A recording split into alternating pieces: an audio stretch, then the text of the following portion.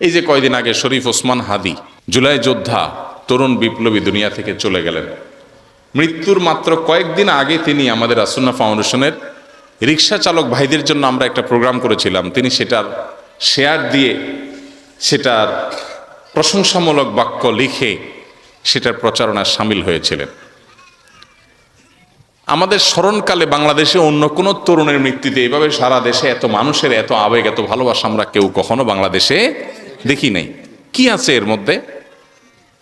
যে জিনিসগুলো আছে এর ভিতরে অন্যতম জিনিস হলো এটা, যে অন্যায়ের বিরুদ্ধে কথা বলতে গিয়ে যদি জীবন যায় যাবে, ফ্যামিলি যায় যাবে, আমি ছাড় দেব না। আপোষহীনতা, সরলতা, ধান্দাবাজি না। বিপ্লবী সাজা এক জিনিস, আর ভেতর থেকে বিপ্লবী হওয়া আরেক জিনিস। মুখলেস নিষ্ঠাবান মানুষদেরকে বোঝা যায় অনেক সময়। তো আল্লাহ তাআলা তাকে শাহাদাতের সর্বোত্তম মাকাম দান করুন। আমি যে কথাটা বলতেছিলাম, যেটা থেকে ওসমান হাদির দিকে গেলাম, সেটা হলো সমাজে কোনো অন্যায় অনাচার দেখলে বেশিরভাগ মানুষ আমরা আমাদের নিজেদের জান বাঁচাই, ঠিক না বেটি? আমি আমার জান বাঁচাই। কিন্তু আমাদের কর্তব্য হলো অন্যায় দেখলে সেখানে বাধা দেওয়া। নবীজি বলেছেন, মান রাআ মিনকুম মুনকারান ফালইয়ুগাইয়িরহু বিয়াদিহি, তোমাদের কেউ যদি কোনো অন্যায় কাজ দেখে সেজন্য হাত দিয়ে যায় সেটা বাধা দেয়, পরিবর্তন করে দেয়। তার মানে কি? যে অন্যায় করে তার অন্যায়টা থামাই দিবে। একজন একজনকে মারতেছে, ছিনতাই করতেছে, আপনি কি করবেন? মোবাইল দিয়ে ভিডিও করবেন, ছবি তুলবেন, লাইভ দিবেন, কি করবেন? আপনি চেষ্টা করবেন সাধ্যে থাকলে এটাকে বন্ধ করার।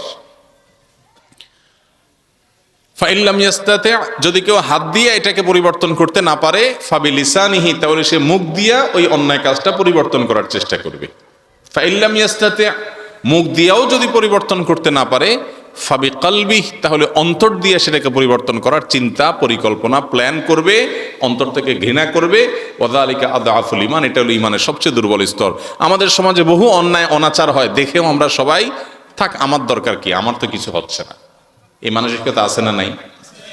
একজন ছিনতাইকারী একজনকে হয়তো ছিনতাই করে সব নিয়ে যাচ্ছে, আশপাশে সবাই তাকায় রয়েছে, সবাই একটু আগে আসলেই কিন্তু ছিনতাইকারী পালা যায়, কিন্তু আমরা আসি না।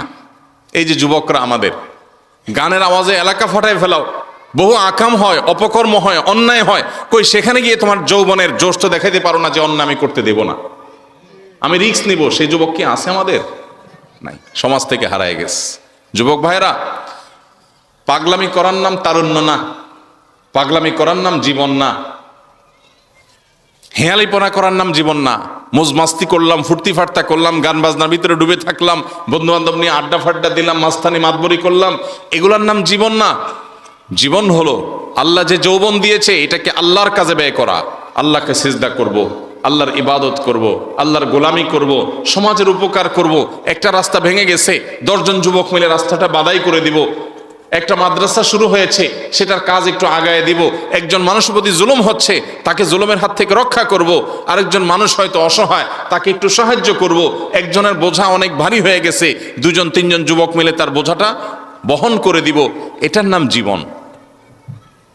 আমাদের যুবকদেরকে আজ পশ্চিমা পৃথিবী শিখাইছে, মোজ মাস্তি করো, ফুর্তি ফার্তা করো, উল্টাপাল্টা ইউ মার্কা চুল রাখো, গান গাও, মোজ মাস্তি করো। আরে ভাই, মোজ মাস্তি করা আর ভোগ করা এগুলো তো পশু পাখিও পারে।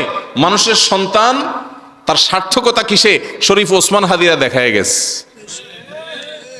গেছে জীবন সার্থকতা কিসে।